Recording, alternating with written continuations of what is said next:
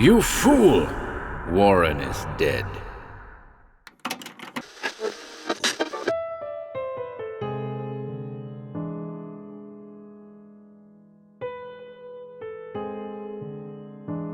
Lead Soldiers and Others. 5 Weird Tales by Robert Barbour Johnson.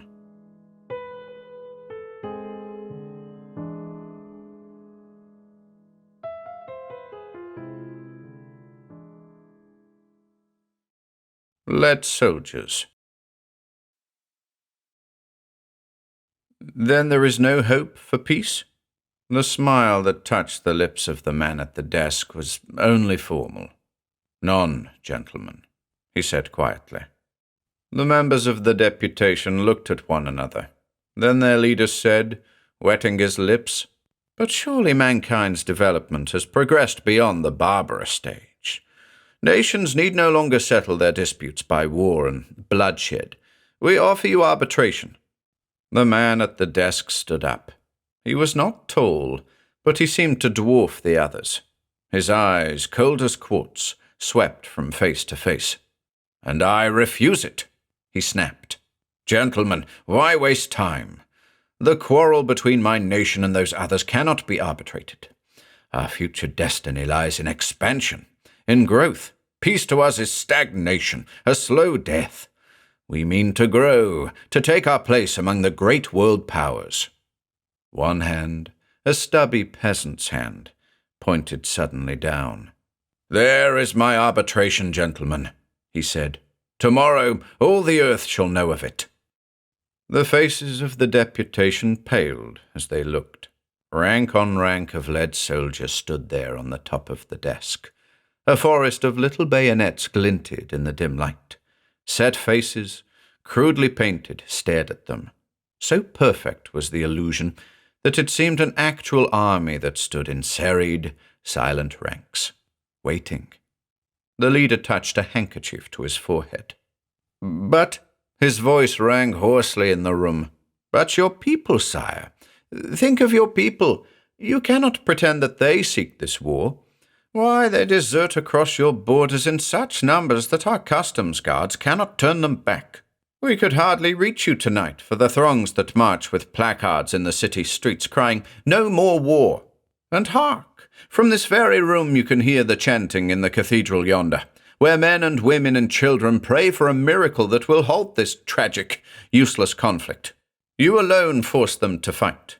One little word from you and the crisis will be past. Oh, sire, in common humanity, let us entreat you." "Stop," the man at the desk ordered. His eyes gleamed with a reddish light. "You go too far. I have heard your protestations, gentlemen, with patience, but there is a limit. You may not judge my country's attitude by its deserters, its cowards, its weaklings. There are brave men here, too, heroic men who know their country's destiny as I know it, and who are willing to die that we may have our proper place in the sun. You shall judge my people's courage on the battlefield, gentlemen. You will find their ranks as unyielding as these." Again his hand swept down to point at the dead-faced images that lined his desk. The leader of the deputation took up his hat and stick. He seemed to have aged 20 years during the interview. His eyes were tired. "Then, only a miracle can save mankind from this horror," he said heavily. The man at the desk regarded him unmoved. "Only a miracle," he said with that formal smile. "Let us see, my dear sir, if it is vouchsafed." After the last man had filed past the cuirassed guards, the man at the desk sat down again. His heavy features relaxed. The fools, thinking to turn him from his purpose with their silly phrases. Only diplomacy's iron rules had sealed his lips during their tedious tirade. "What would you, little men?" he had longed to shout at them. "Do you ask a volcano not to spew forth its ashes?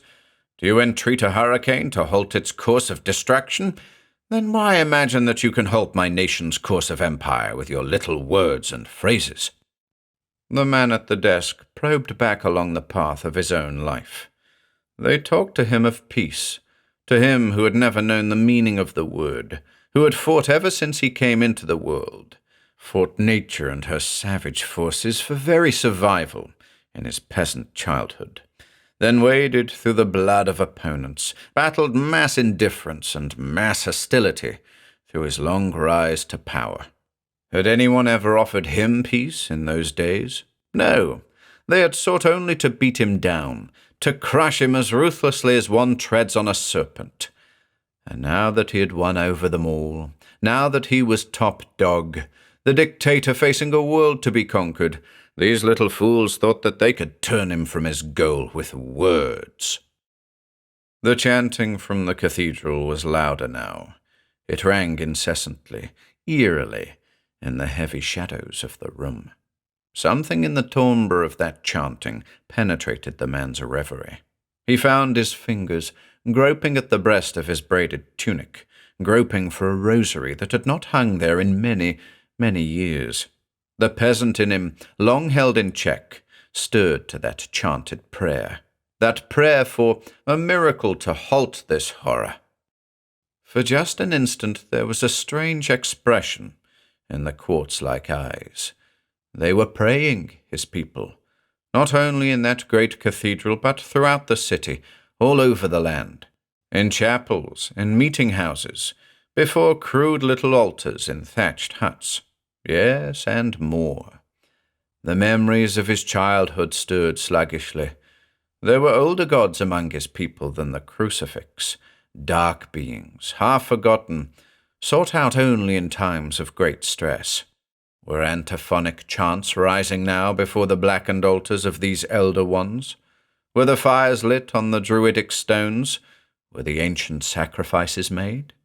For those prating men tonight had spoken simple truth. His people did not want wars and bloodshed and conquest.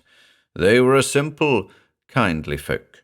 He alone, the dictator, the man greater than a king, his lust for power alone could scourge them along this path to glory.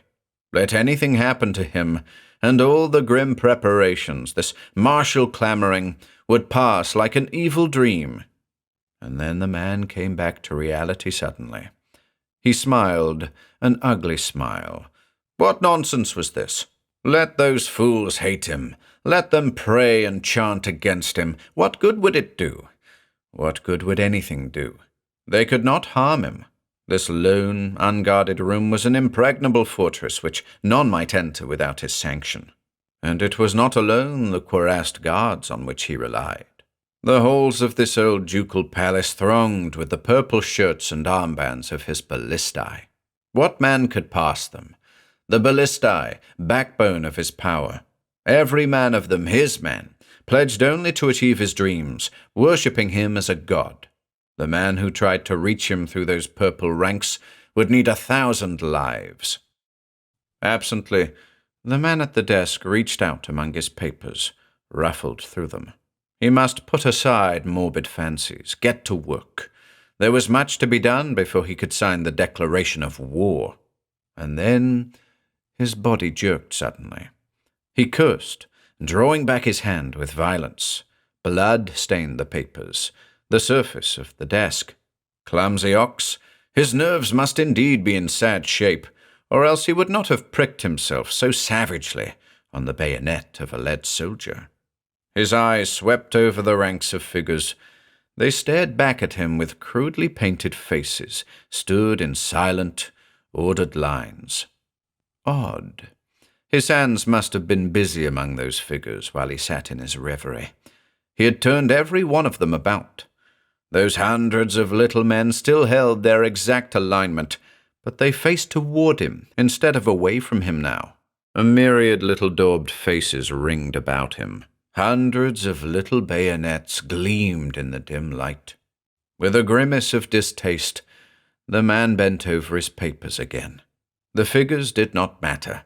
It was those papers that mattered. He must get to work. The declaration of war. He worked on there at the great desk, head bowed.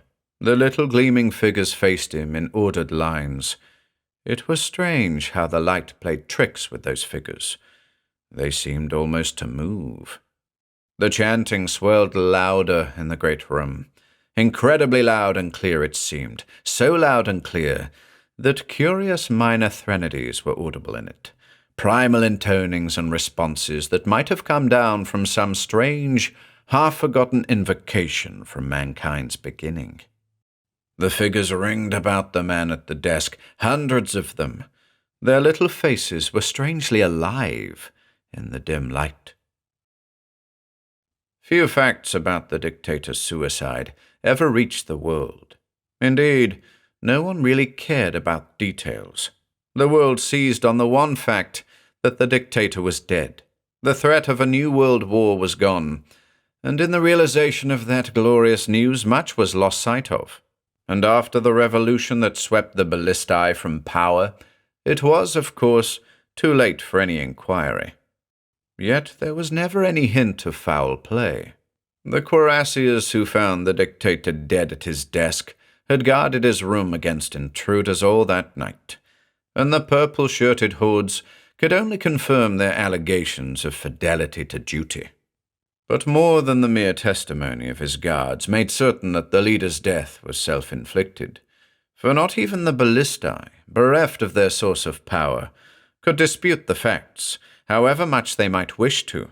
Enemies the dictator might have had, but his enemies could not have killed him in the manner that he died.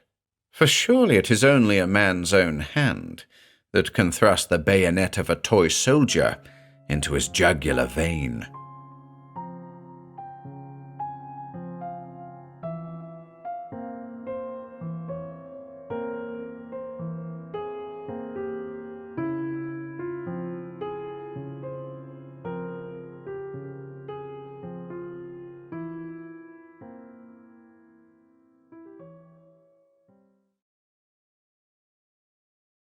The Silver Coffin.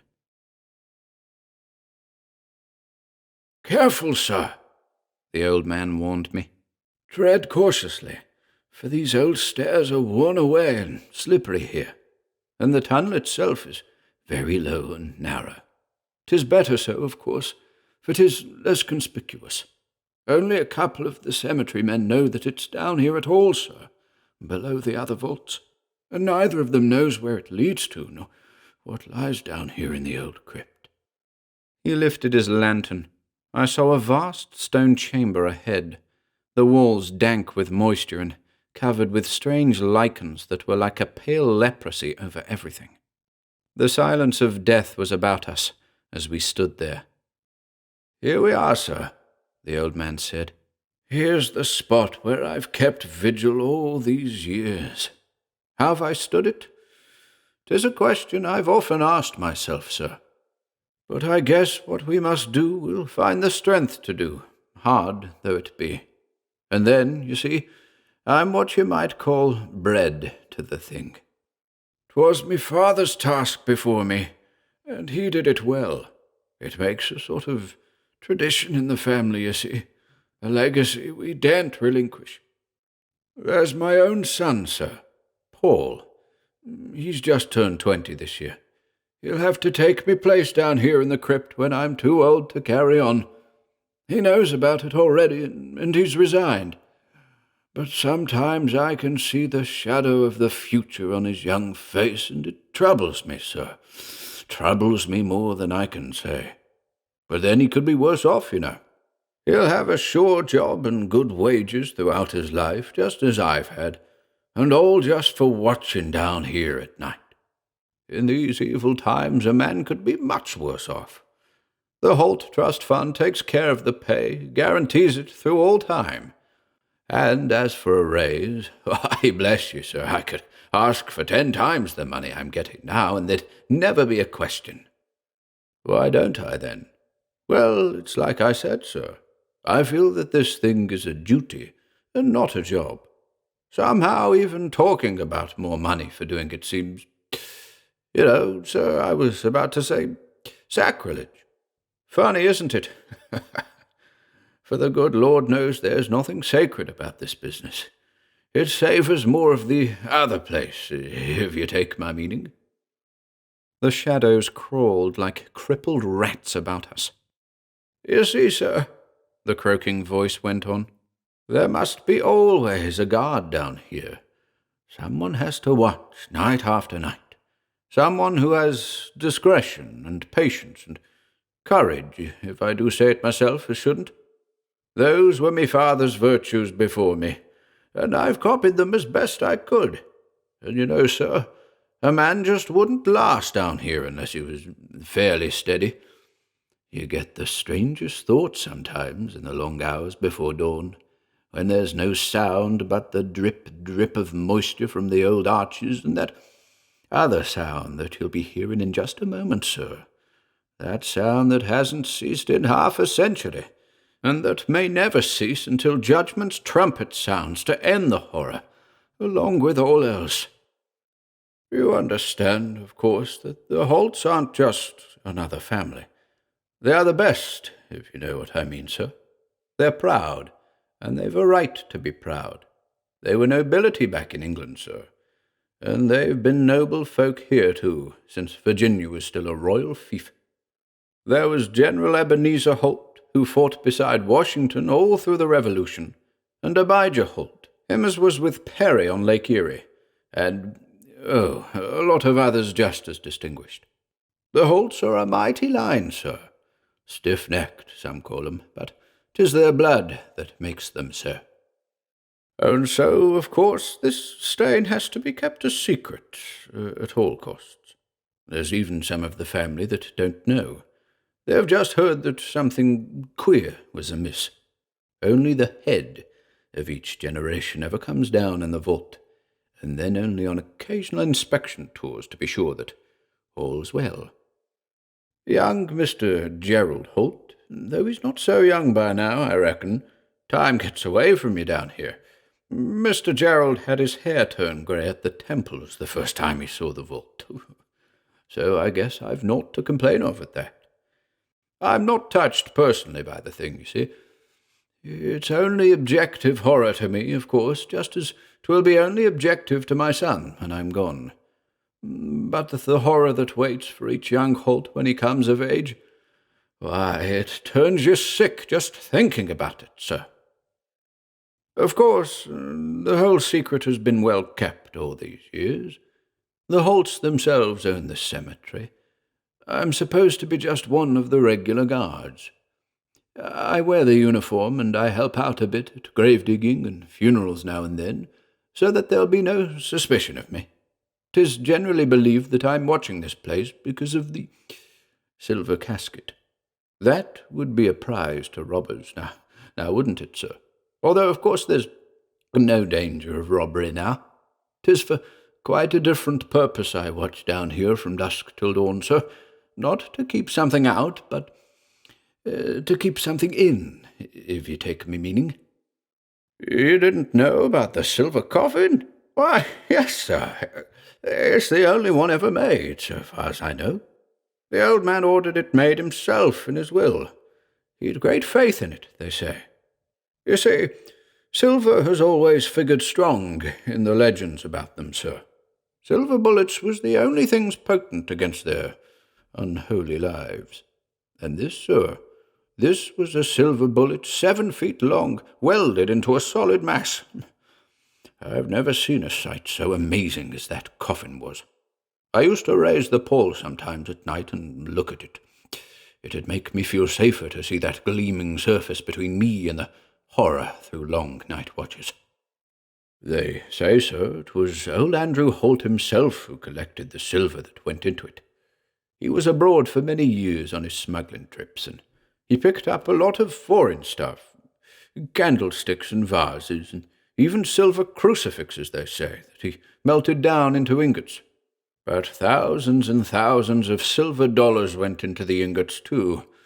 They found a fortune in metal bricks in the old man's room when he died, hidden under a cloth. That's how they knew the curse was on him, you see, by that and by the will he left, providing for the making of the coffin and for the preparation of this crypt and for the trust fund for perpetual care, which is me now, sir, and which was my father, old Andrew's butler he was in his youth, you see, and which will be my son who comes after me.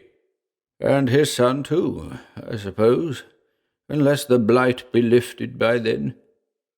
I shall rest quietly in a silver coffin, my father told me old Holt said in his will. There will be no need to fear, so long as there be no chink or rift in the metal. I have conned well the lore of these things, and I know. So it is my final prayer that no stake through the heart, no mutilation or ceremonial wounding shall desecrate my body after it be interred. So let my unnatural enduring go on until the taint that is in me shall perish through lack of nourishment for its unholy life. For without the blood there surely must be eventually a death, even for the undying. The Holts carried out his wishes to the letter. They built this vault for him and set my father to watch over him in his silver casket. And the years went by without incident of any kind. Throughout my father's lifetime, old Andrew's grave was just another grave by day, though God alone knows what went on down here during the long night watches. My father's hair turned white long before his time, but he lived to be more than 70, sir, and died at last peacefully in his bed. The Holts had him buried in their own plot, and put a headstone at his grave that reads, "Well done, thou good and faithful servant." I shall sleep there beside him when my turn comes to go. Mr. Gerald tells me, for the debt my family owes to you and yours, he says, can never be repaid. He was referring, of course, to that business of a few years ago, when the horror sort of boiled over, you know, and it was me alone that first found out about it. And of course that's my job, to watch for just such things. That's why I'm down here in the night. But strangely enough, 'twas not by being on duty in the vault that I learned about it. 'Twas by reading local newspapers at my home uptown during the day. I don't know yet why I should have been so interested in those children and their mysterious disease. Just a presentiment, I suppose. All my life I've been fearful that such a thing might happen, even though the coffin seemed a safeguard. And after all those long years of safety. But I realized at once the significance of that epidemic that broke out among the poor wretched little brats in the Minsport tenements scarcely a mile away from here. Pernicious anemia, the doctors insisted it was. Child after child sickened and wasted away, their little bodies growing each day more pallid and bloodless and wan, until finally death ended their sufferings. 1, 2, 3, a dozen of them, all taken the same way in so many days, or rather nights, crying out to their parents of queer, wild dreams, complaining of pains in their little throats each morning on awakening from troubled sleep, but dying, sir, slowly dying, despite everything that science could do to save them, wasting away to little cold corpses that were dumped like sacks into the potter's field in this very cemetery. God knows how long it had been going on before it came to my notice, but when at last I knew, I went at once to Mr. Gerald with the story. "It's come at last," I told him, "the horror that we've been dreading all these years." I showed him the items in the papers. "You recognize the symptoms, sir?" I asked. For a moment I thought he was going to faint. It's no joke, sir, seeing a healthy man's face go white as marble and his breath cut off by sheer overwhelming shock. But, he stammered at last, "it can't be true. It can't be. You've been there watching every night. You would have seen." I shook my head. "You don't see them if they will it otherwise, sir," I told him. "That's what all the books I've ever read agree on. They come and go like ghosts. Only they aren't ghosts, but something far, far worse. The silver in that casket must have cracked, Mr. Gerald. Some flaw has come in it. You'll see." He didn't want to believe me, of course, but I finally persuaded him to go and look at one of the poor little victims laid out for burial in the local morgue. And there could be no doubting the truth then.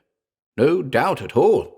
Blind or mad the doctors must have been to prate of anemia and overlook those marks that were so plain on the dead babe's white throat, the swollen, livid marks where needle-sharp teeth had pressed home to drain away the life-blood, and leave the little form so wasted and thin that it might almost have been some grotesque rag doll that lay there before us on the slab. "Nosferatu," the master muttered as he turned away. "Nosferatu, the undying." Somehow I never really believed it until now. I've carried out grandfather's wishes because it was his will that I do so. But my sanity always clung to the hope that it was all only the madness of a childish old man, out of his head with the wild tales and superstitions he'd picked up in his Balkan wanderings. I read in his will of the thing he said had bitten him in the night. It sucked his blood and made him into what he said he was, but I never really believed. I shook my head sadly. "You'd believe," I told him, "if you could be down here in the vault with me at night, sir, if you could hear what I've heard and see what I've seen. But until now I believed that no harm could come to anyone, that the casket was proof. But now, don't you see, sir? We daren't trust it longer. We must act at once.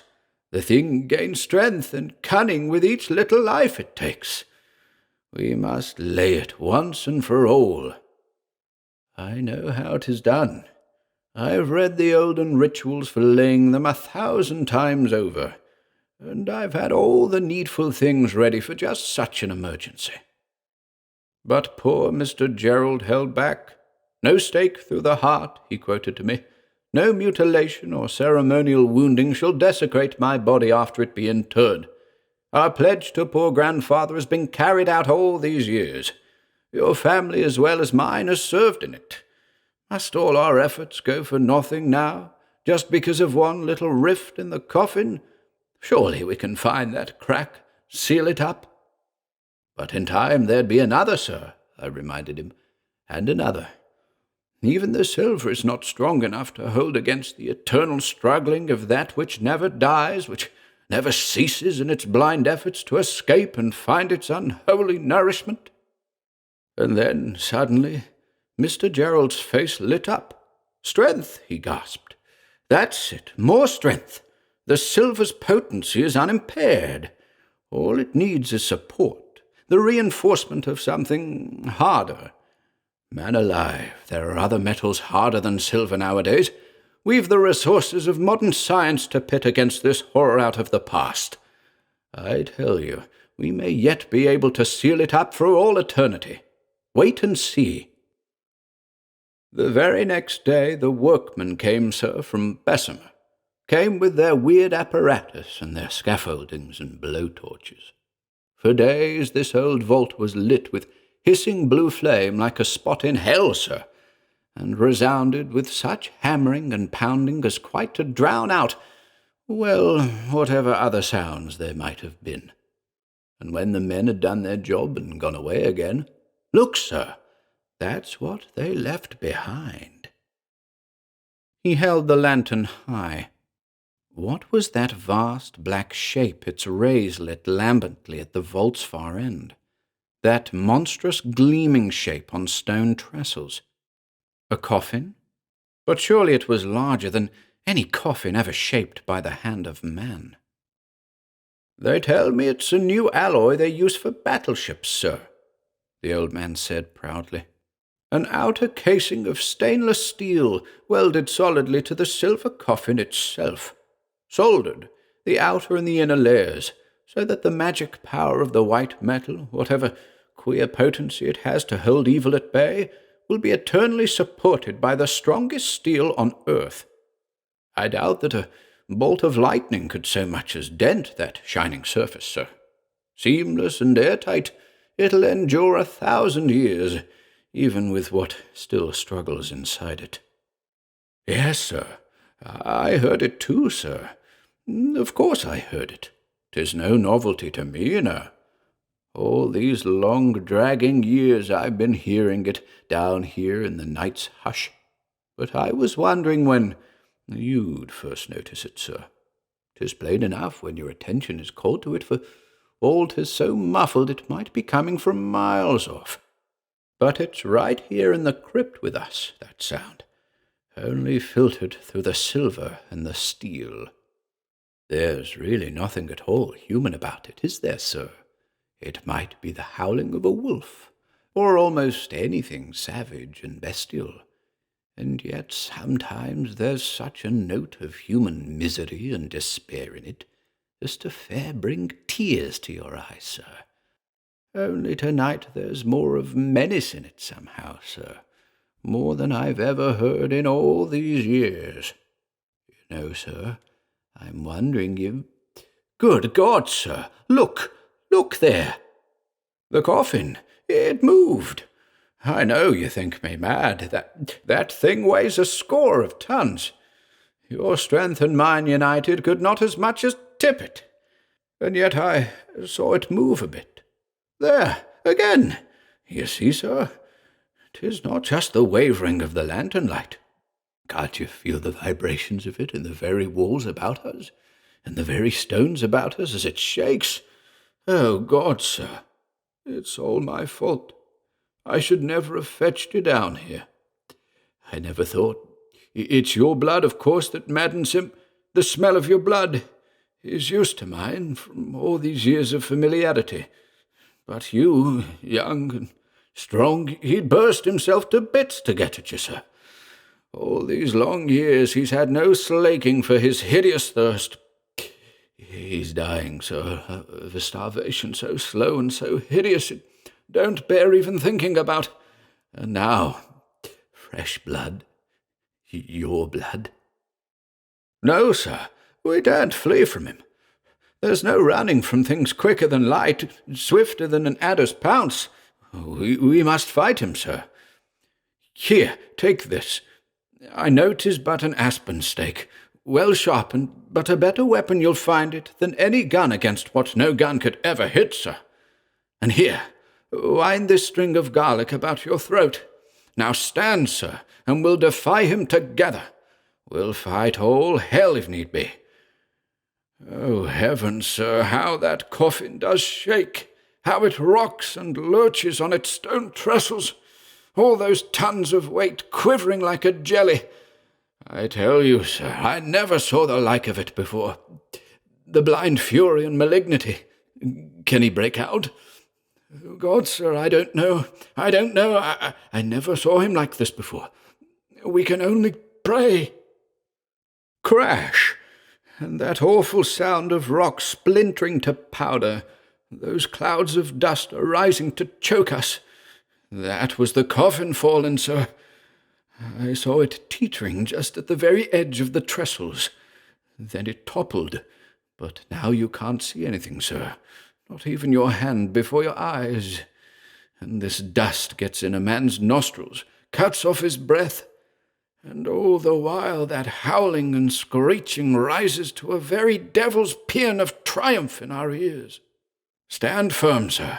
Pray to whatever God you believe in, and be ready. We've our stakes here, and we'll strike with them at the heart of anything we see in the dust cloud. The evil heart that only an aspen stake can pierce, that an aspen stake should have pierced long ago. We'll defy him together, d'ye hear? Hell thing that was once old Andrew Holt, we defy ye. Take it easy, sir. Don't try to get up yet. Just rest there for a moment. I guess you must have fainted, sir. I caught you as you fell. You must forgive an old man's nerves, sir. It's these long years of solitude and long night vigils. I'm not the man I was once, and the shock of the thing— But of course there never was any actual danger. How could there be? Did I not say that nothing could possibly damage that coffin, sir? See, there it lies, still there on the floor's cracked old slab, safe and sound for all its battering, though the Lord knows how we'll ever get it back on those trestles, sir. It may be that it will have to stay always half-propped like that, for I doubt that 20 men could lift it. Sure, the struggle with it exhausted even him, sir. There's been no sound from him, no movement since that last frenzied effort. I wonder, sir. Of course, there must be natural laws governing these things, just as governs ourselves, sir. And too much effort may be, well, fatal to them as to us. Perhaps you've seen the last dying struggle of that which should never have lived at all, sir.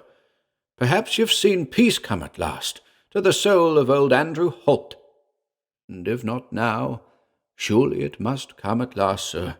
Mayhap not in my time, or even in my son's time, but in the end. Steady, sir. We'll go this way. He helped me stagger toward the old stairs through the leprous dark.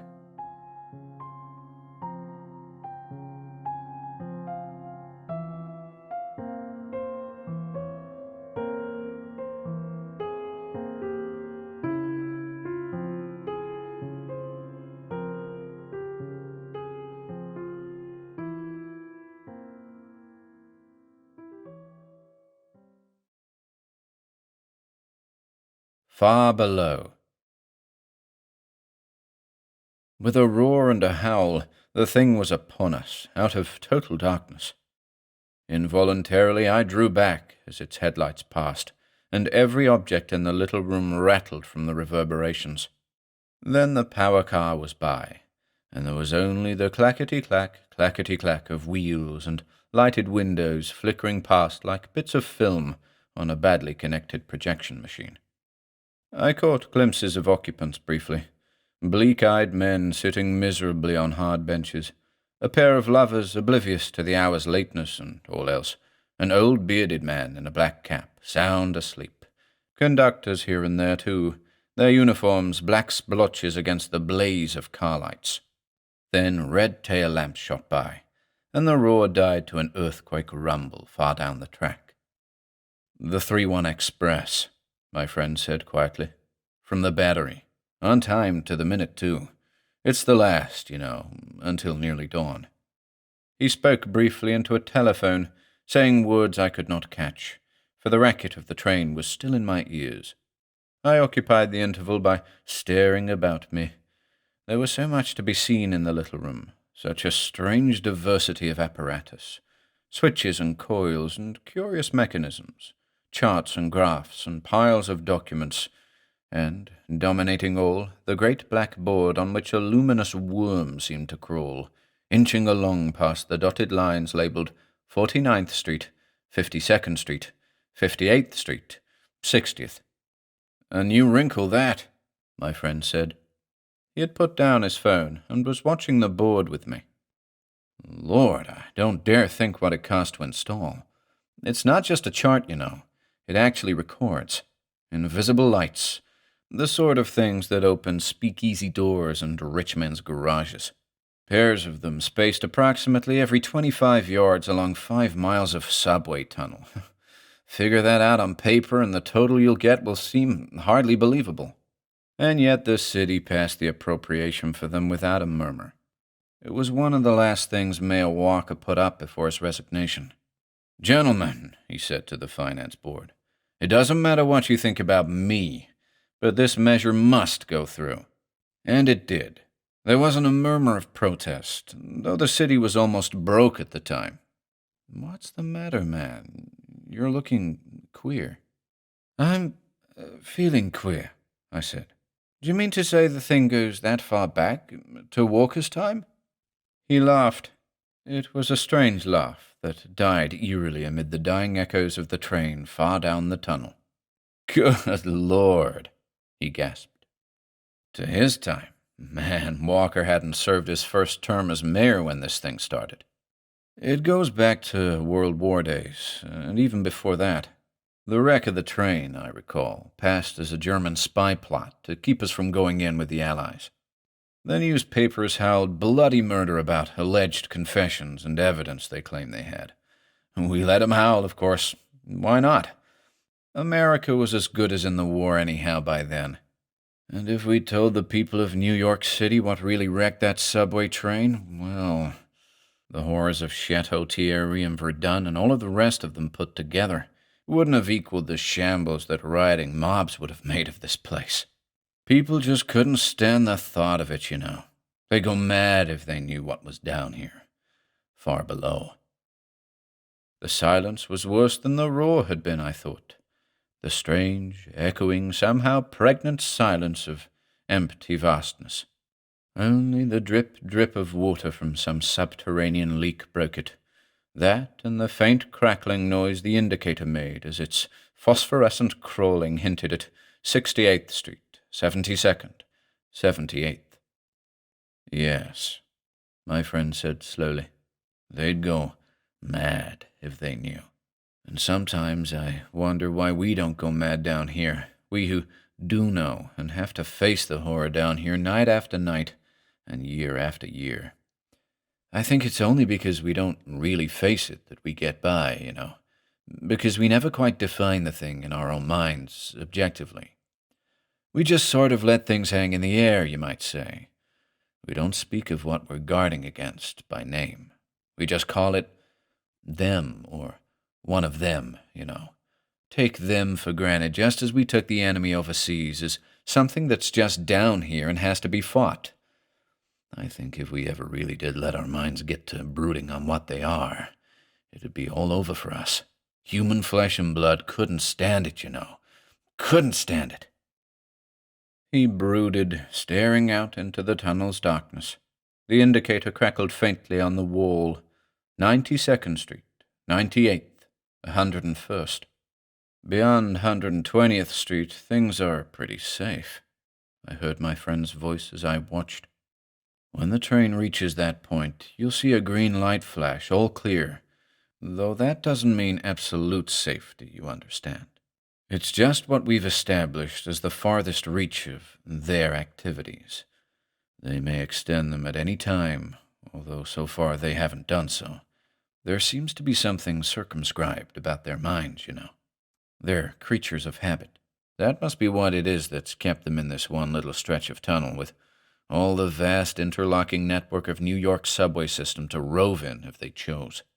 I can't think of any other explanation, unless you want to get into the supernatural and say it's because they're bound to this particular locality by some sort of mystic laws. Perhaps because it's lower than the other tunnels, chiseled far down into the basic bedrock of Manhattan, and so near to the East River you can almost hear the water lapping on quiet nights. Or maybe it's just the awful dankness of the tunnel here, the fungoid moisture and miasmic darkness that suits them. At all events, they don't come up anywhere else except along this stretch. And we've got the lights and the patrol cars and 3 way stations like this one with 10 men on constant duty from dark till dawn. Oh yes, my boy. It's quite a little army I command down here in the night watches. An army of the unburied dead, you might say. Or an army of the eternally damned. I've actually had one of my men go mad, you know. 2 others had to be placed in sanitariums for a while, but they got over it and are serving here still. But this fellow, well, we had to machine gun him down like a dog finally, or he'd have got one of us. That was before we got the dark lights placed, you see, and he was able to hide out in the tunnel for days without our being able to find him. We'd hear him howl sometimes as we patrolled, and see his eyes shining just as their eyes do in the darkness. So we knew that he was quite gone. So when we finally ran him down, we killed him, just like that. No bones made about it. Put, put, put, and that was the end. We buried him down in the tunnel, too, and now the trains run over him as he lies. Oh, there was nothing irregular about the business. We filled out full departmental reports and got the consent of his relatives and so on. Only we just couldn't take the poor fellow above ground and run risks of people seeing him before interment. You see, there were certain alterations. I don't want to dwell on it, but his face, well, the change was just beginning, of course, but it was quite unmistakable, quite dehumanizing, you know. There would have been some excitement up there, I'm afraid, just at sight of that face. And there were other details, things I only found out when I dissected his body. But I think I'd rather not go into them either, old boy, if you don't mind. The whole point is we have to be rather careful down here, all of us in the special detail. That's why we have such unusual working conditions. We wear police uniforms, of course, but we aren't subject to ordinary police discipline. Lord, what would an above-ground cop make of having every other night off and every day all to himself, and with a salary that, well, a corporal down here gets as much as does an inspector up there? But at that I think we earn our pay. I know I do. Of course I can't tell you what my salary is. They made me promise never to disclose it when they hired me from the Natural History Museum back in... Well, I don't like to think about how long ago that was. I was Professor Gordon Craig in those days, you know, instead of Inspector Craig of NYPD. And I just returned from Carl Akeley's first African expedition after guerrillas. That was why they brought the thing to me for examination, you see, after that first big wreck in the subway that had only been open less than a year. They'd found it pinned down in the wreckage, screaming in agony from their lights on its dead white eyeballs. Indeed, it seemed to have died from the lights as much as from anything else. Organically, it was sound enough, save for a broken bone or two. Well, they brought it to me because I was supposed to be the museum's leading authority on apes. And I examined it. Believe me, I examined it, old boy. I went for 6 days and nights without sleep or even rest, analyzing that dead corpse down to its last rag of bone and hank of hair. No scientist on this earth ever had a chance like that before, and I was making the best of it. I found out all there was to be found before I collapsed over my laboratory table and had to be taken to the hospital. Of course, long before that, I had told them the thing wasn't an ape. There was vaguely anthropoid structure, all right, and the blood corpuscles were almost human, quite shockingly so. But the head and the spade-like appendages and the muscular development were quite unlike any beast or man on this earth. Indeed, the thing had never been on this earth. There was no doubt of that. It would have died above ground in half a minute, just like an angleworm in the sun. And I'm afraid my report to the authorities didn't help them much.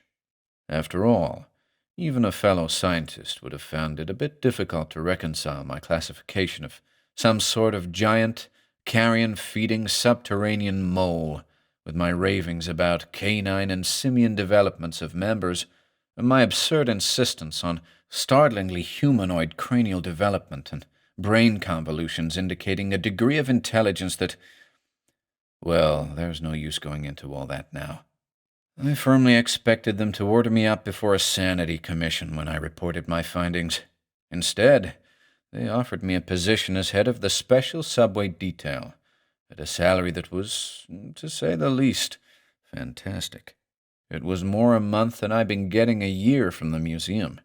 Because, you see, they'd deduced much of the stuff for themselves without needing me to tell them. They had facts they deliberately withheld from me, not wanting to influence my report. They knew that train had been deliberately derailed. The mutilated track proved that beyond all doubt. No less than 3 ties had been taken up and laid some distance away down the tunnel, and the condition of the earth about the wrecked cars showed conclusively that extensive mining and sapping had taken place there. It was like a gigantic molehill, only worse.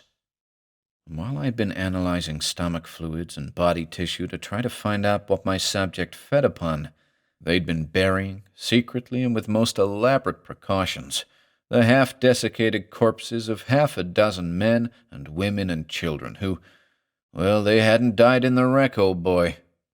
They hadn't died in the wreck any more than had that screaming thing that hid its eyes from the lights when they found it, pinned in the wreckage, where it had been caught while trying to drag a dead victim out.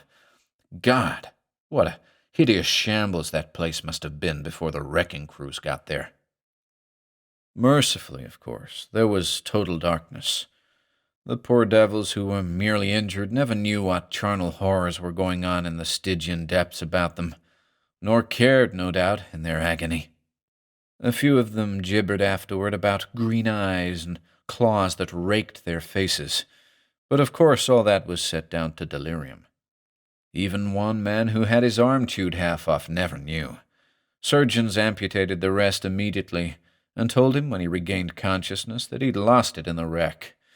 He's still walking the streets today, blissfully ignorant of what almost happened to him that night. Oh, you'd be surprised, old boy, how you can hush a thing up if you've got a whole city administration behind you. And believe me, we did hush matters up. No newspaper reporter was ever allowed to see the wreck, freedom of the press or no freedom of the press. The government wanted to appoint a commission to investigate.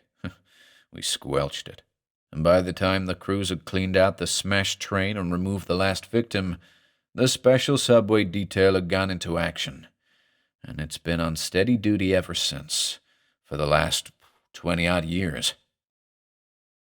We had a terrible time at first, of course. All these modern improvements weren't available then. All we had were lanterns and guns and handcars, with which to patrol nearly 5 miles of tunnel. It was Mrs. Partington sweeping back the sea all over again, only worse. A handful of puny mortals against hell itself, in the eternal darkness of these long, gloomy tunnels far below the city. There were no more wrecks after we took over, though. I'll say that much. Oh, an accident or two. How could we prevent them? We did everything we could think of. How we worked in those early years. Once we sank a shaft 50 feet deep in the earth, where we'd seen queer disturbances beside the train tracks and heard queerer sounds. And once we blocked up both ends of the tunnel for a mile stretch and filled it with poison gas. And once we dynamited, but why go on? It was all useless, utterly useless. We just couldn't get to grips with anything tangible. Though, we'd hear sounds sometimes on our long, dismal patrols in the darkness. Our little lanterns, mere pinpricks of light in these vast old concrete vaults. We'd catch glimpses of glinting eyes far off, find fresh earth piled up where only a moment before there had been hard-packed cinders and gravel. Once in a while we'd fire our guns at something whitish and half-seen, but there'd be only a tittering laugh in answer, a laugh as mirthless and savage as that of a hyena dying away in the earth. 1,000 times I was tempted to chuck the whole thing, to get back above ground to sunshine and sanity and forget the charnel horrors of this mad Nyarlathotep world far underneath. And then I'd get to thinking of all those helpless men and women and children riding the trains unsuspecting through the haunted dark, with evil out of the primeval dawn burrowing beneath them for their destruction. And, well, I just couldn't go, that's all. I stayed and did my duty as the rest did, year after year after year. It's been a strange career for a man of science, and certainly one I never dreamed I'd be following during all the years I prepared myself for museum work. And yet I flatter myself that it's been rather a socially useful career at that. Perhaps more so than stuffing animals for dusty museum cases or writing monstrous textbooks that no one ever bothers to read. For I've a science of my own down here, you know. The science of keeping millions of dollars worth of subway tunnels swept clean of horror, and of safeguarding the lives of half the population of the world's largest city. And then, too, I've opportunities for research here, which most of my colleagues above ground would give their right arms for. The opportunity to study an absolutely unknown form of life, a grotesquerie so monstrous that even after all these years of contact with it, I sometimes doubt my own senses even now, although the horror's authentic enough if you come right down to it. It's been attested in every country in the world and by every people. Why, even the Bible has references to the ghouls that burrow in the earth, and even today in modern Persia they hunt down with dogs and guns like beasts, strange tomb-dwelling creatures neither quite human nor quite beast, and in Syria and Palestine and parts of Russia. But as for this particular place, well, you'd be surprised how many records we found, how many actual evidences of the things we've uncovered from Manhattan Island's earliest history, even before the white men settled here. Ask the curator of the Aborigines Museum out on Riverside Drive about the burial customs of island Indians 1,000 years ago. Customs perfectly inexplicable, unless you take into consideration what they were guarding against. And ask him to show you that skull, half human and half canine, that came out of an Indian mound as far away as Albany, and those ceremonial robes of aboriginal shamans plainly traced with drawings of whitish, spidery things burrowing through conventionalized tunnels, and doing other things too, that show the Indian artists must have known them and their habits. Oh yes, it's all down there in black and white, once we had the sense to read it. And even after white men came, what about the early writings of the old Dutch settlers? What about Jan van der Ries and Wouter van Twiller? Even some of Washington Irving's writings have a nasty twist to them, if you once realize it. And there are some mighty queer passages in The History of the City of New York, mention of guard patrols kept for no rational purpose in early streets at night, particularly in the region of cemeteries, of forays and excursions in the lightless dark, and flintlocks popping, and graves hastily dug and filled in before dawn woke the city to life. And then the modern writers, Lord, there's a whole library of them on the subject. One of them, a great student of the subject, had almost as much data on them from his reading as I gleaned from my years of study down here. Oh yes, I learned a lot from Lovecraft, and he got a lot from me too. That's where what you might call the authenticity came from in some of his yarns that attracted the most attention. Oh, of course he had to soft-pedal the strongest parts of it, just as you're going to have to do if you ever mention this in your own writings. But even with the worst played down, there's still enough horror and nightmare in it to blast a man's soul if he lets himself think on what goes on down there, below the blessed sanity of the earth's mercifully concealing crust, far below. We figured out, we who've been studying them all this time, that they must have been pretty numerous once. No wonder the Indians sold this place so cheaply. You'd sell your home cheaply, too, if it were fairly overrun with monstrous noxious vermin that... But with civilization's coming, they were decimated, killed off, pogromed against, blasted with fire and steel by men whose utter ruthlessness sprang from soul-shattering detestation, who slew and kept silent about their slaying, lest their fellow men think them mad, until finally the blasted remnant of the things went far underground, burrowed down like worms to charnel depths that, well, we daren't conjecture just where, but we think that there's some fault in the basic bedrock of the island, some monstrous cavern whose edge this lowest of all the subway tunnels taps, and which lets them through somehow into the tubes. Oh, it took us a long time to find all that out.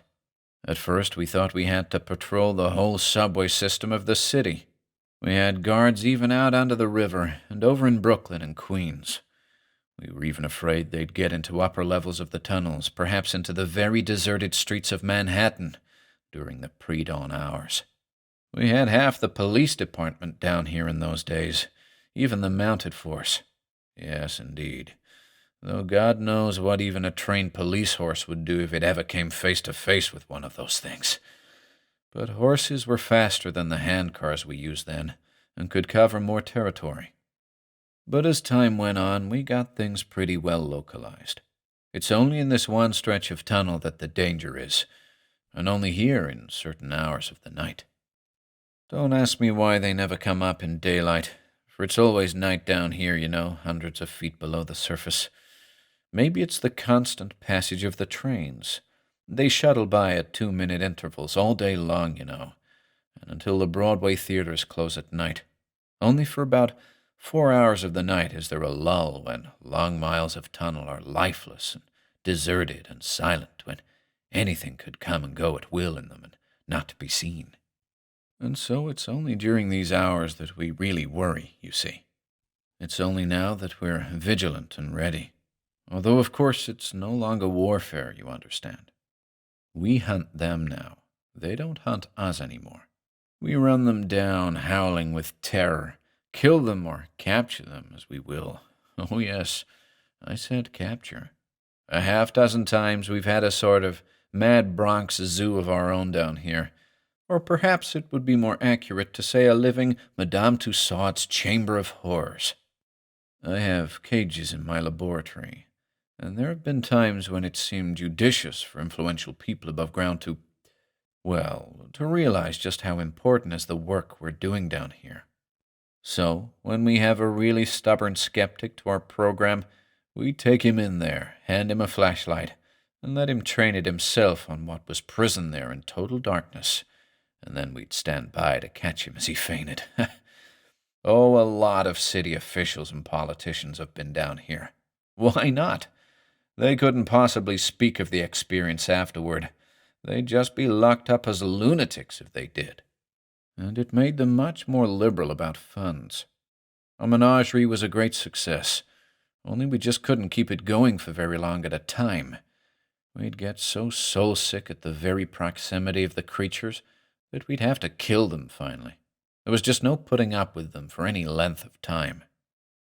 Oh, it's not so much the appearance of the things, or even what they eat. We got an unlimited supply of that from the city morgue, and to anyone who spent half his life in dissecting rooms as I have, it might be a lot worse. But there's a sort of cosmic horror the things exude that, it's quite beyond description.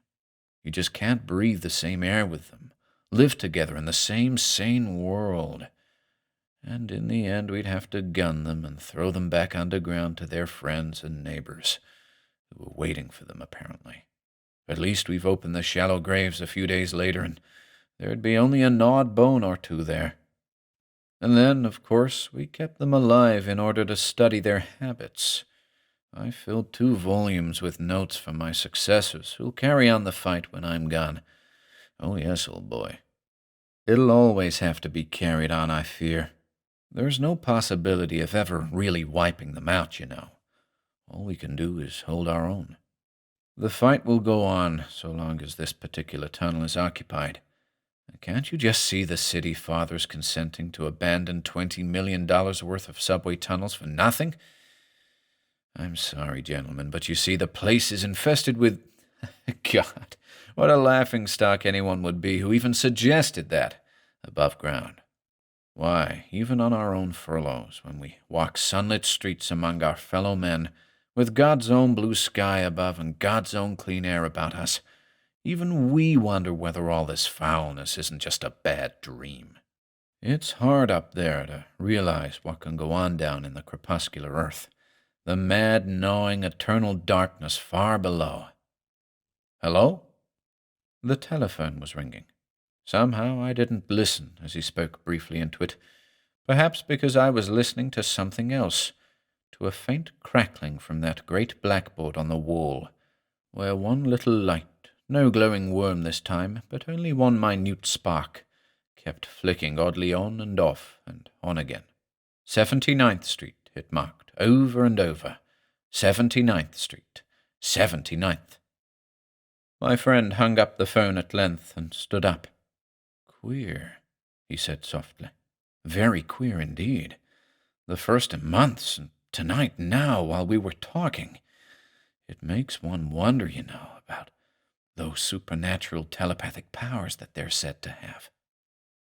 Something went past in the tunnel outside, something that moved so fast that I could scarcely make it out, just a little low platform on 4 wheels, with no visible engine to propel it. Yet it scudded along with the speed of a racing car. Uniformed men rode the bucking thing, crouching with glinting objects in their hands.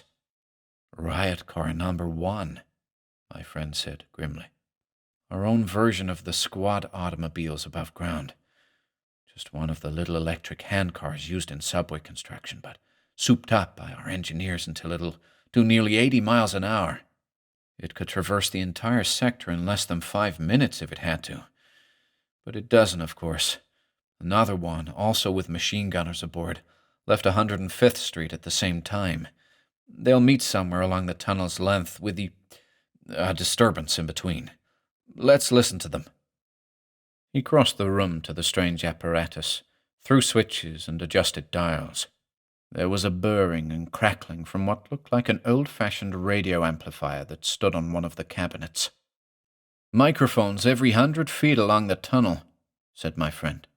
"Another small fortune to install, of course, but another great step forward in our efficiency.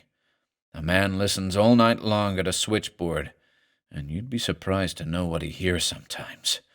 We have to change operators pretty often. There we are. Microphone number 290, approximately 1,000 feet below one of the busiest corners, even at this hour of the night, in all a great metropolis. And listen. Hear that?" That was a sound that brought me out of my chair, a strange, high tittering, blasphemously off-key that merged into a growl and a moan. "There we are," my friend grated. "One of them, certainly. Perhaps more than one. Hear that scratching and the rustle of the gravel? All unsuspecting, of course, that they're broadcasting their presence, unaware that we modern human beings have got ourselves a few supernatural powers of our own nowadays, and unaware that, from both directions, death is sweeping down upon them on truckling wheels. But a little moment more, and... Hear that shriek, that howling? That means they've sighted one of the cars. They're fleeing madly along the tunnel now. The voices get fainter. And now... Yes, now they double back. The other car. They're trapped, caught between them. No time to dig, to burrow down into their saving Mother Earth like the vermin they are. No, you devils, we've got you. Got you. Hear 'em yell? Hear 'em shriek in agony? That's the lights, you know. Blazing searchlights trained on dark accustomed bodies. Burning, searing, withering them like actual blazing heat. And now, brr, rat-tat-tat. That's our machine guns going into action. Silenced guns with Maxims on them so that the echoes won't carry to upper levels and make men ask questions, but throwing slugs of lead, for all that, into cringing white bodies and flattened white skulls. Shriek! Shriek, you beasts from hell! Shriek, you monsters from the charnel depths! Shriek on and see what good it does you! You're dead! Dead! Dead! Well, you blasted fool, what are you staring at? To save my life, I couldn't have answered him. I couldn't look away from his blazing eyes, from his body crouched as if he would spring at me across the room, from his teeth bared in a bestial snarl. For a long moment that tableau held. Then suddenly he dropped into a chair, flung his hands up over his face. I stood regarding him, my mind sickly ticking off details. God, why had I not seen them before? That lengthening of jaw, that flattening of forehead and cranium. No human head could be shaped like that. At last he spoke, not looking up. "I know," he said softly. "I felt the change coming on me for a long time now. It's coming over all of us, bit by bit, but on me the worst, for I've been here the longest. That's why I almost never go above ground anymore, even on leave. The lights are dim down here, but I wouldn't dare let even you see my face in sunlight. 25 years, you see. 25 long, dragging years down here in hell itself. It was bound to leave a mark, of course. I was prepared for that. But, oh, great powers above, if I'd for one instant dream what it was to be. Worse, oh, how much worse than any mark of the beast. And it's spiritual, you know, as well as physical. I get cravings sometimes down here in the night's loneliness, thought and charnel desires that would blast your very soul if I were to whisper them to you. And they'll get worse, I know, and worse until at last I run mad in the tunnel like that poor devil I told you about and my men shoot me down like a dog, as they already have orders to do if... And yet the thing interests me, I'll admit. It interests me scientifically, even though it horrifies my very soul, even though it damns me forever. For it shows how they may have come about, must have come about, in fact, in the world's dim dawn. Perhaps never quite human, of course. Perhaps never Neanderthal, or even Piltdown. Something even lower, closer linked to the primeval beast, but that when driven underground, into caves, and then beneath them by man's coming, retrograded century by uncounted century down to the worm-haunted darkness, just as we poor devils are retrograding down here from very contact with them, until at last none of us will ever be able again to walk above in the blessed sunlit air among our fellow men. With a roar and a howl, the thing was upon us out of total darkness.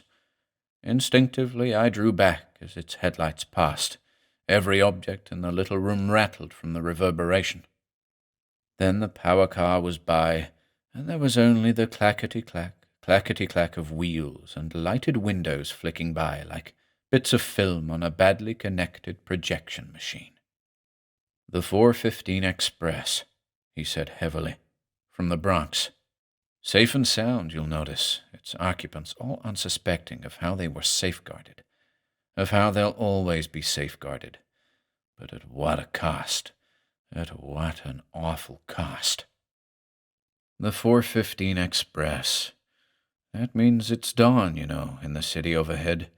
Rays of the rising sun are gilding the white skyscrapers of Manhattan. A whole great city begins to wake to morning life. But there's no dawn for us down here, of course.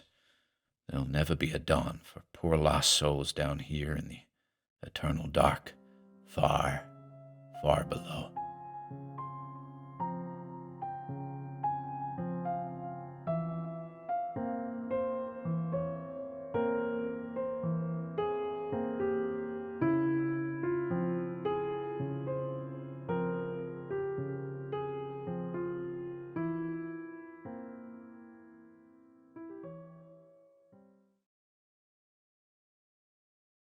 They.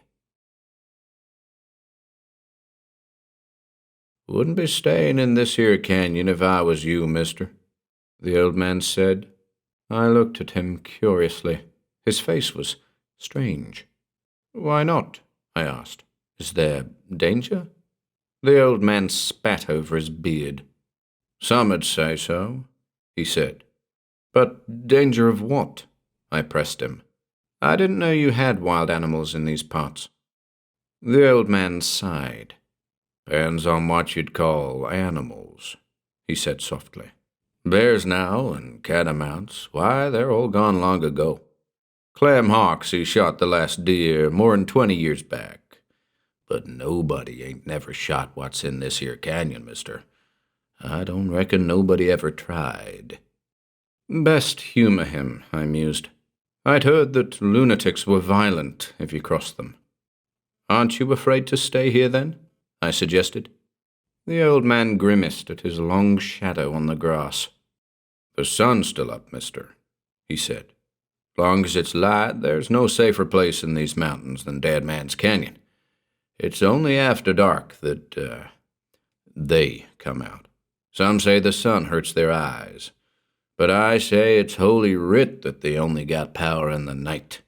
The pestilence that walketh in darkness, mister. That's what the writ says. And anyhow, they don't never come out. That's why no one knows what they look like." I lit a cigarette. The trembling of my hands annoyed me. Altitude, of course. I wasn't being taken in by this old nut with his wild story. "If you don't know what these things look like," I sought to reason with him, "how do you know they're here?" The old man spat. "How do I know the moon's over beyond them hills?" His voice intoned. "I can't see it, can I? But I know it's there. It'll come up when the sun goes down, and they'll come out. They'll come out like they done the night Roy Timmons got lost here. We found Roy in the morning, what there was left of him, over on that slab yonder." I looked at the slab. It was huge and dark, with a vague suggestion of having been quarried. An altar, that was what it looked like. Some sort of prehistoric stone altar set against the background of the towering trees and the slope. Then there was little Sue, the old man went on. We never dared let Sue's mother know what shape we found her in. We buried her over there under the trees. Told everybody we hadn't located her. The mother still believing that the kid will come back home. Sometimes to see her sitting there and hoping, why, it'd just break your heart, mister. But she mustn't ever know. I looked apprehensively at the sun. It was very near the horizon. 6 o'clock it must be, I decided. Or perhaps nearer 7. But the month was July. The days would be very long. Oh, they're in here all right, the old man droned on. Why, we've seen their footprints lots of times. The funniest footprints, like a little baby's. And Mike Collins, him that has that farm over there on the hill, he's heard them hollering and carrying on in the night and seen lights flicker around that slab until dawn sometimes. He had a couple of big dogs, and he sicked them into the canyon to see if they'd catch anything. But the dogs never come back, and Mike never found no trace of neither one. His voice trailed off. Getting along toward sundown, mister, he began again after a pause. Don't you reckon you'd better be heading toward town? But you, I pressed him. I'd some vague idea of getting him to an alienist. You can't stay here alone. You'd better come with me. We'll be safer together, you know. The old man chuckled sadly. Don't do no worrying about me, mister, he said. I'm nearly always here. Come sundown, of course, I'll head for the road down yonder. I gotta wait until the last minute, though. Maybe you ain't the only fella that'll come through here. I said, You mean you stay here every day to warn people off? You're a sort of sentinel? The old man nodded. Me and old Sam Timmons changes off, he told me. Sam was Roy Timmons' dad. At first we tried putting up signs, but they took 'em down. Maybe they can't read our writing, mister, but they must have known somehow what them signs said. So now we just stay here ourselves. They can't do us no harm, 'cept sometimes they chuck a few rocks along about sundown. He broke off. A stone whanged into a tree, grazed off and fell into a bush. I looked about for the thrower, but there was nothing inside except the green wall of underbrush. See that, mister? The old man chuckled. That means they're mad. He raised his gun and fired both barrels in the air. Strange echoes awoke in the still air. That'll stop 'em, he said proudly. They don't like guns and shooting. It scares 'em. Course they're extra bold now, 'cause it's getting along toward the time of the full moon. Then they'll come out to dance around the old slab, and you'll see the lights flickering and hear 'em holler until near dawn. But, mister, you better be getting out of here while there's time. Don't worry none about the old man. Some of the boys from town allus come to fetch me if I don't show up right on time. I left him, reloading his gun. He was staring into the deepening shadows on the canyon wall, and his face was drawn and pale. If only I could get one good shot at them, I heard him mutter. The journey was longer than I had thought it. The pathway was steep and ill-defined. The underbrush caught at my boots. I hurried along as fast as I dared. My imagination was busy with every rustle and crackle of breaking twigs. As the shadows lengthened, I became sure that something followed me unseen. I was running and panting for breath as I came out onto the welcome asphalt of the road that led to town.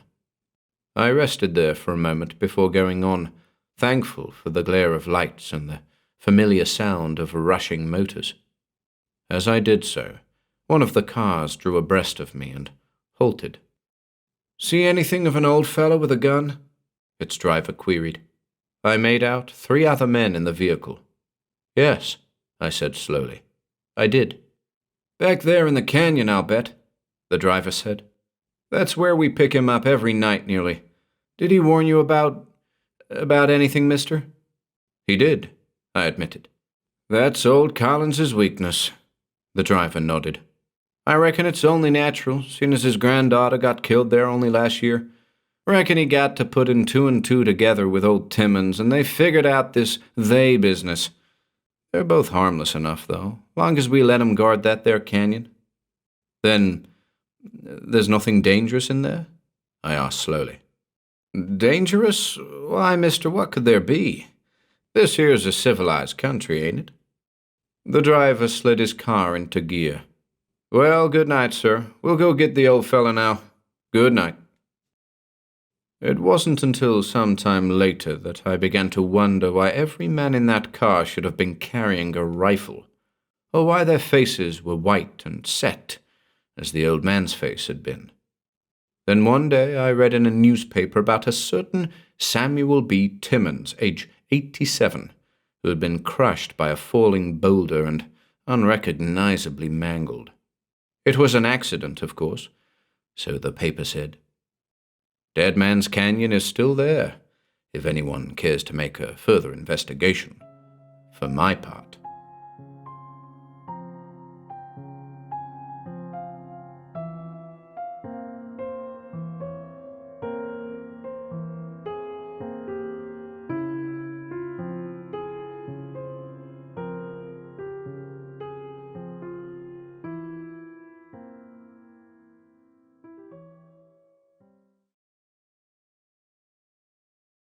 Lupa. "God," said the man in the white coat huskily. The hot little room was very still. Almost you might have thought that only its shadows were alive. They moved incessantly, those stark black shadows in the candlelight. They danced and leaped and gibbered. They were never quiet. But the men who threw those shadows, the man in the white coat bending over the bed, the small man with the cigar beside him, the big man with the twinkling brass buttons at the broken door, all these might well have been dead images in some grotesque waxworks group, so white their faces, so still they were. The man with the cigar said at last, not moving, It's not normal, huh, Doc?" The other nodded, still absorbed. "We'll do a complete dissection down at the morgue," he muttered. "That's the only way we can say positively. But even without it, I can see. The variances are slight, Inspector, slight, but definite. The length of limbs, the shape of the head, the very hang of the skeleton and texture of the hair. Nothing is quite right. It's the queerest freak." The man with the cigar looked at him. "Freak?" he echoed softly. "Freak, eh? Well, maybe, Doc, maybe. It's a handy word to call it by, although I could think of others. Anyhow, it's dead. We can be thankful for that." He drew the sheet back up over what lay on the bed, mopped at his forehead with a handkerchief. Somewhere, far off in the night, a dog was howling mournfully. "Yeah, Doc," said the man with the cigar. "It's dead, and that's just swell. How'd you like to have seen it when it was alive, as Cassidy and that young man say they did? There was still life in the eyes when they broke the door down, they tell me. They rolled in their direction with a sort of pleading look, and the lips twisted in, I guess it was just a dying snarl, Doc. But it looked for all the world as if the thing were smiling at 'em. No wonder the young fellow fainted dead away, and that Cassidy got sick at his stomach. Just imagine how they felt, Doc, breaking into a room where they thought a young girl was lying sick and helpless, and finding a thing like that lying on her bed in her place, just as if it was some awful travesty on Red Riding Hood, Doc. Why, it was enough to drive any man out of his mind, much more that poor young devil who was so in love with her. He just sits with his head in his hands and moans, 'Lupa, oh God, my Lupa,' over and over again. I tell you, if I don't locate that girl and bring her back to him. I've thrown out a police dragnet all over town, of course. and I'll have a nationwide broadcast of her description. If she's to be found, Doc, we'll find her for him. That much is sure. But you'll notice I said if. Myself, I've got no faith at all that we'll ever see her again. What, why? Well, Doc, partly because of that thing over there on her bed. What am I talking about? Well, Doc, it's awfully hard to put my meaning into words that a scientist like you can understand. Those queer, monstrous hintings that have come down to us from mankind's very beginnings, they don't mean a thing to you. You aren't superstitious, but I am, Doc. I'm Irish, you see. I believe in ghosts and hoodoos and banshees and, well, in whatever I'm afraid this girl was, Doc. Maybe it's silly to be like that, and then again, maybe it isn't. It's a question we can't settle, Doc, no matter how much we talk. But all I know is that after I leave this place tonight, I'm going to church, Doc. To a church I've not set foot in since I was a little shaver. And I'm going to pray to the good God that protects us all from the powers of darkness. Look, Doc, I'll try to put this thing in some sort of way so that you can get it. I'll take it according to evidence, not just according to what I happen to think or feel. I'll give you facts, Doc. Hard, concrete facts that there's no getting away from. As solid as that stiff, dead thing under the sheet yonder. Oh, I don't just mean the fact of this girl's disappearance, and the fact that something else was found dead in here after she vanished. That isn't conclusive, Doc. And I know it just as well as you. But let me ask you just one question, Doc. How did the girl get out? That door wasn't just locked when they broke it in, you know. It was bolted with a bolt set on the inside. And the window was locked and shuttered, also in a way that couldn't be done from without. So unless there's some trick exit from this room we've not found yet, either there's a secret passage out of this place, or else I'm right and you're wrong, Doc. There's just no other way of figuring it. You and your thousands of years or so of scientific progress are wrong, and we're right back in the Dark Ages amid all the terrors of forgotten superstition. How'd she get out of here, Doc? Not a living soul in the boarding house saw her go. None of 'em doubted for an instant that she was still locked up in here with one of her spells. Oh, yes, she had spells, Doc. Just what sort they were, no one seems to know, because she never let anyone see her at such times. She'd just lock herself in her room for days at a time, refusing to let anyone call a doctor or do anything for her. She'd just lie in the dark like some poor sick animal. Half the time she wouldn't even eat anything. Trays the landlady brought up just piled up untasted in the corridor.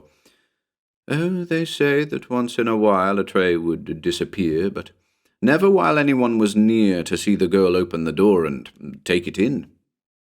Sometimes she wouldn't even answer 'em when they tried to talk to her through the door, to ask her whether she was in pain or needed anything. And when she did reply, her voice, well, they tell me it didn't sound like a human voice at all, Doc. It was strange, hoarse, guttural, as if the poor kid could hardly talk at all, as if she were forcing every word through a throat twisted almost out of human semblance. But all she'd say to them was, "I'm all right," over and over again. "Don't worry, I'm all right." It must have been hell for all the boarders at such times, Doc, but worst of all for this young man I told you about. The suspense of it, the awful mystery. But he always respected her wishes, you see, and never disturbed her. It was only after a week had gone by without a word from her, when he couldn't even hear her breathing or moving on the other side of the door, that he got scared and called in Cassidy off the beat. Oh, yes, she's had plenty of time to get away in, Doc, providing she could go out under the crack of the door or through the keyhole like a ghost. There just isn't any other way out of here. And this thing in her place, dead on her bed. I suppose it came in through the crack or the keyhole too, after she was gone. If it were any other girl than this Lupa Dzarkas, you might think she'd been keeping a pet up here secretly, and left it behind when she disappeared. I've heard of people doing things like that. But not this girl, Doc. No, sir. Because, you see, pets and this Lupa Dzarkas just didn't mix. There was some queer quality about her that frightened beasts and birds. Just a pretty, sweet, harmless-looking kid, Doc, and yet the mere sight of her would send almost any animal into paroxysms of terror. There was that time her young man told me about, when the dogs, although their attitude wasn't exactly fearful on that occasion, I'll have to admit. But perhaps their very numbers gave 'em confidence. Perhaps they ganged up against something they hated more than they dreaded. But I'd better tell this yarn the way he tells it, Doc. This Ralph Evans, a decent sort of chap, bookish and bespectacled and sort of frail, but nice. I liked him a lot. He'd been working late at the library that night, he says. The night of the worst blizzard of the year. He left about 11 and ploughed home through the thick snow clouds with his coat collar turned up against the howling wind and his arms full of books, his mind 1,000 miles removed from Lupa Dzarkas. As a matter of fact, he says he'd only met the girl a few times up until then. She'd been at his boarding house only a few weeks, and they'd said hello to each other when they met in the corridors or in the dining room and chatted a bit, and that was about all. He wasn't even thinking about her now as he turned into his home street, though the blizzard was so thick he couldn't even read the signposts, and waded up it through the fast-piling drifts and the sifting white curtain that was freezing cold against his face. Then suddenly he halted, as if he'd hit a brick wall. There ahead of him, not 10 feet off, the thing he saw just didn't seem real to him at first, he says. It was more like some sort of queer stage tableau. There was even a handy lamppost to throw a sort of spotlight over the scene, leaving everything beyond in deepest shadow. And in that circle of dazzling light he realized a girl was kneeling. She knelt there in the snowdrifts, arms flung up to cover her face, abject fear expressed in every line of her body. The white flakes sifted gently down over the scarcely lesser whiteness of perfect arms and shoulders, over the delicate curves and moulding of a figure that might well have been the masterpiece of some old Greek sculptor. Stark naked she knelt there in all that bitter cold, naked save for her unbound white gold hair that shimmered over her body like a garment or an animal's white fur. And about her, as she cowered there, a dozen smaller shapes were crouching. It seemed to him that every dog in the neighborhood was gathered there. He knew several of them by sight. An old lady's pet Peak, a wire-haired terrier the children next door played with, the corner grocer's dachshund, a couple of small mongrels, all the most harmless sort of little beasts imaginable. But they weren't harmless to the girl, you could see that. They ringed about her with hackles standing up with rage and little bodies tense with teeth bared and eyes glowing a yellowish green, and the whole circle of them was slowly closing in. How long he stood there staring like a fool, he has no idea. It must have been a long time. He simply couldn't believe what he saw. The girl, kneeling helpless and stricken there in the freezing snow, the slowly tightening circle of little creatures that hunted her down. Good Lord! Those harmless little neighborhood tykes. And yet it might almost have been a scene from some old Russian folk tale, with the wolves about to pull down some forlorn exile on the steppes. He came to life at last, of course. He sprang forward, shouting at the dogs. Just as he did so, a big black mongrel, an evil-looking brute he'd never seen about before, launched himself straight at the girl's throat. Young Evans' rush caught him in mid-leap, bowled him over in the snow. Then the rest of them charged.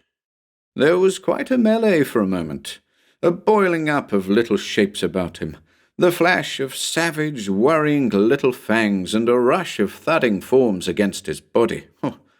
He struck and kicked and cursed and almost went down beneath the savage, silent rush of them. That was the most terrifying part of it all, he says. The silence. Not one of those little beasts gave tongue, Doc. Not one of them yelped when hurt or snarled when attacking. They fought silently, grimly as shadows. Then suddenly it was all over. He stood holding an unconscious girl in his arms, amid a circle of trampled, blood-stained snow. The dogs were gone. He hadn't seen them go, hadn't seen the flitting shapes of them fade away in the blizzard. They just weren't there any longer. There were only those fast-disappearing little tracks in the snow to show that the whole thing hadn't been some sort of delusion. Far off, through the storm, he made out the glowing lights of his boarding house, beacons of sanity. He made for them, carrying the girl, her unconscious head on his shoulder. He says he knew right then that he was in love with her, Doc. Right then. He didn't need all their ripening friendship during the months that followed. He'd fought for this woman like some knight of old, and he felt that she belonged to him, and him alone. And yet he never really learned much about her in all that time. About this pretty, platinum-haired girl with the queer lisping accent that hinted at a foreign origin, for all her American dress and American ways. About her there was always a veil of mystery he couldn't penetrate. Up to a point her life was an open book. She was not in the least reticent or secretive about herself. He'd never known a franker, more open, more winning personality. She was everybody's friend in the boarding house, always ready to do a kindness, always gay and friendly and loyal to a fault. And yet, for all her frankness and friendliness, she contrived it somehow, that no one should ever really know much about Lupa Dzarkas. Queer name, ain't it, Doc? Lupa Dzarkas. A name you wouldn't run across very often. The first word means, well, I know enough Latin for that, Doc. And that last name, what is it? Central European? Magyar? Pole? The young man says she spoke of Transylvania several times, seemed to know that country very well. Does that mean anything to you, Doc? Well, it does to me. You see, we had a guy on the squad once who came from that part of the world.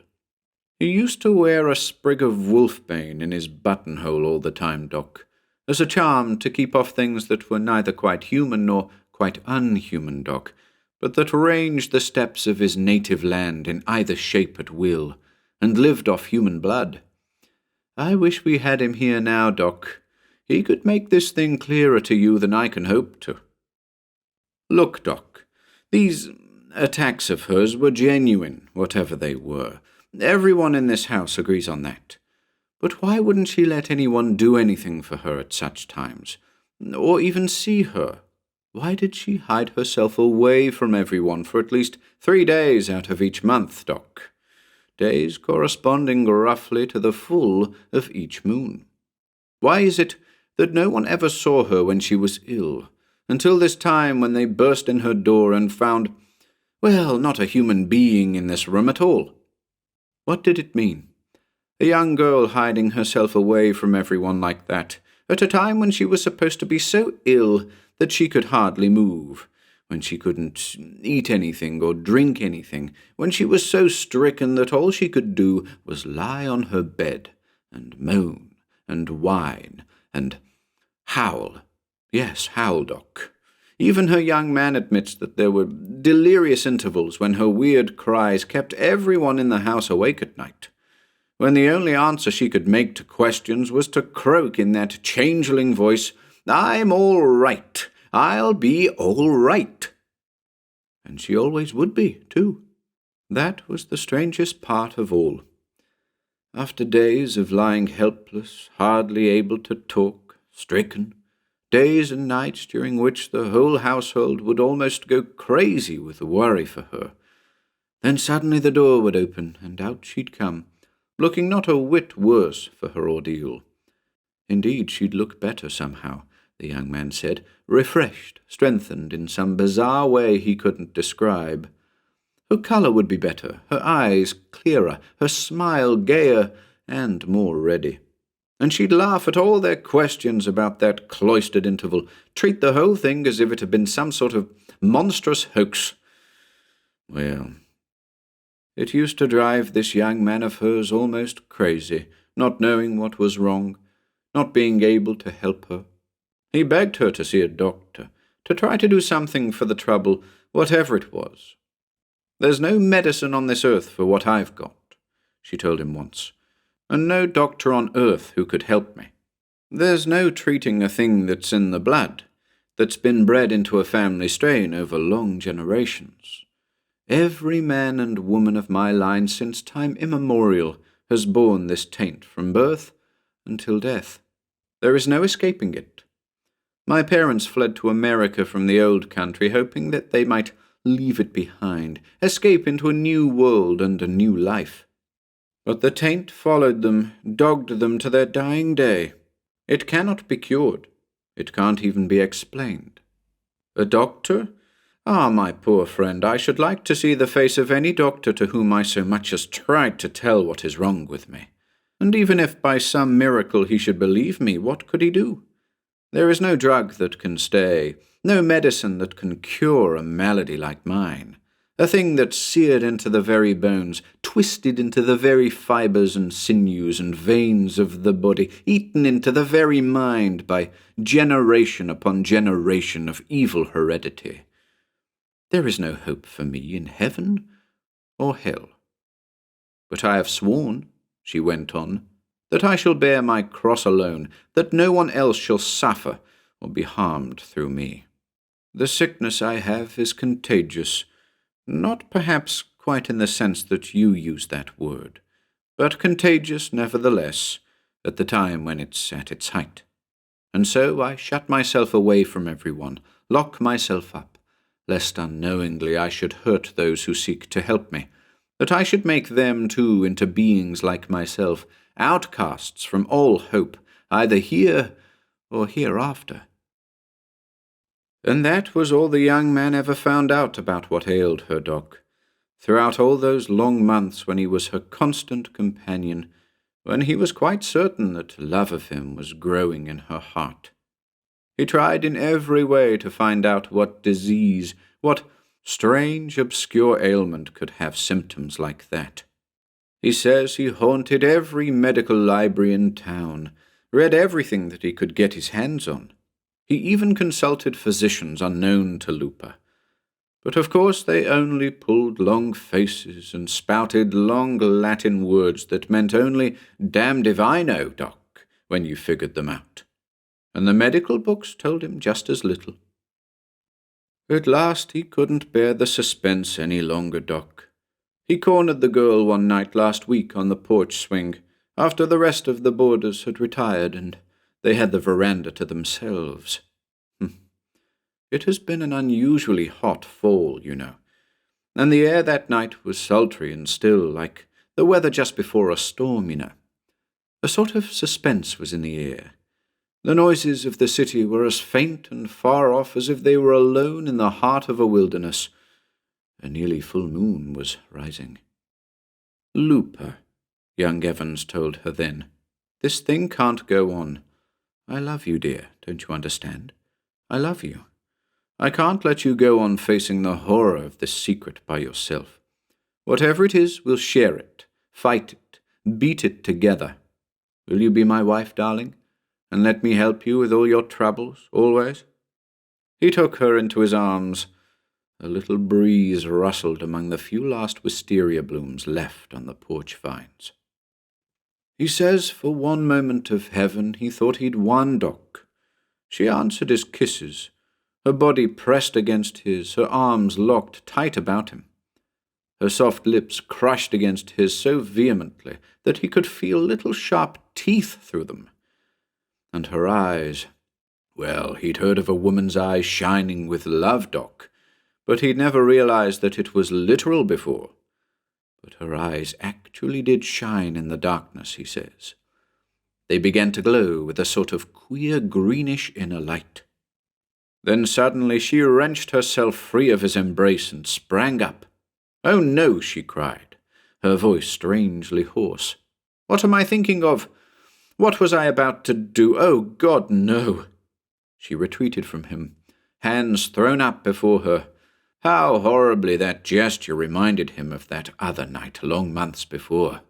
Retreated until he couldn't see her face any more, but only the whiteness of her dress and the whiteness of her strange hair, a blurred outline that might almost have been a wreath of fog, but for the glinting of green eyes in it. "Lupa," he begged. "Lupa, please, dear, come back. Please." She didn't answer, just stood there motionless and utterly still. He could hear the soft whispering of that little breeze in the vines, the far-off howling. Then suddenly her hands went to her throat. She made a little sound, as if she were trying to speak, a strange, guttural sound that somehow terrified him. Then she turned and ran across the veranda and into the house. He caught a glimpse of her, silhouetted against the hallway's light for an instant as she passed, a silhouette with vaguely disturbing outlines. Then she was gone. There was a pattering of footsteps along the upper hall and the distant closing of a door. "Whatever was the matter with the Lupa Dzarkas?" his landlady asked a moment later. "She just passed me on the stairs, running like mad, and didn't speak or look up. She was all crouched down, and her hair was hanging over her face." It was very still in the hot little room. Almost, you might have thought, as the voice of the man with the cigar died away in the silence, that only its leaping shadows had life. "And you think," the man in the white jacket said at last, softly. The man with the cigar nodded.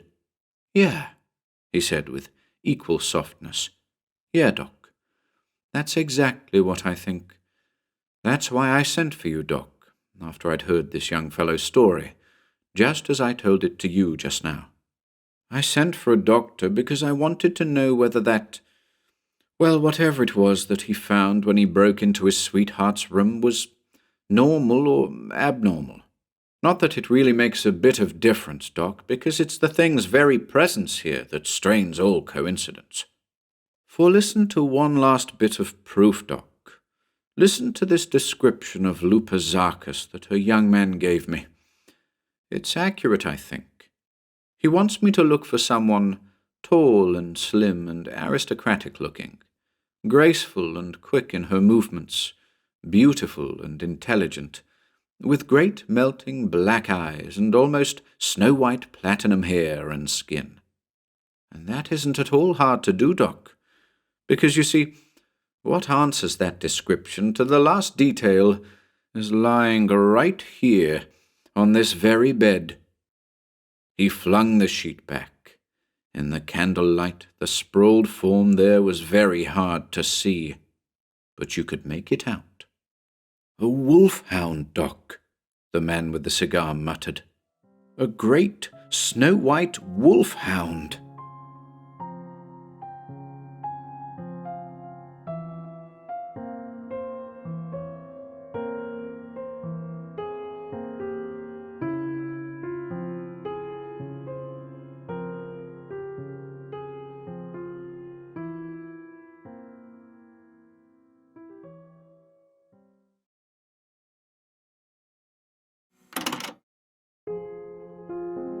If you enjoyed listening today, be sure to subscribe to the channel by hitting the red subscribe button below.